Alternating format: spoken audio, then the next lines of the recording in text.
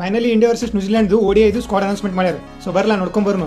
ಫಸ್ಟಿಗೆ ಬಂದ್ಬಿಟ್ಟು ಶುಭ್ಮನ್ ಗಿಲ್ ಕ್ಯಾಪ್ಟನ್, ಆಮೇಲೆ ರೋಹಿತ್ ಶರ್ಮಾ, ವಿರಾಟ್ ಕೊಹ್ಲಿ. ಸೊ ನಮ್ಮ ಹುಲಿಗಳು ಕಮ್ಬ್ಯಾಕ್ ಮಾಡ್ಯಾವ. KL ರಾಹುಲ್ ವಿಕೆಟ್ ಕೀಪರು, ಆಮೇಲೆ Shreyas Iyer vice captain, Washington Sundar, Ravindra Jadeja, ಆಮೇಲೆ ಮೊಹಮ್ಮದ್ ಸಿರಾಜು, ಹರ್ಷಿತ್ ರಾಣಾ, ಪ್ರಸಿದ್ಧ ಕೃಷ್ಣ, ಕುಲ್ದೀಪ್ ಯಾದವ್, ರಿಷಬ್ ಪಂತ್, ನಿತೇಶ್ ಕುಮಾರ್ ರೆಡ್ಡಿ, ಹರ್ಷದೀಪ್ ಸಿಂಗ್, ಯಶಸ್ವಿ ಜೈಸ್ವಾಲ್. ಇದು ಬಂದ್ಬಿಟ್ಟು ನಮ್ಮ 15 ಮಂದಿ ಸ್ಕ್ವಾಡ್. ಸೊ ಈ ಸ್ಕ್ವಾಡ್ ನೋಡಿ ನನಗೇನು ಅನ್ಸತ್ತಪ್ಪ ಅಂತಂದ್ರೆ, ಶುಭ್ಮನ್ ಗಿಲ್ಲಿಗೆ ಯಾಕೆ ಕ್ಯಾಪ್ಟನ್ಸಿ ಕೊಡತ್ತಾರೋ ನನಗಂತೂ ಅರ್ಥ ಆಗತ್ತಿಲ್ಲ.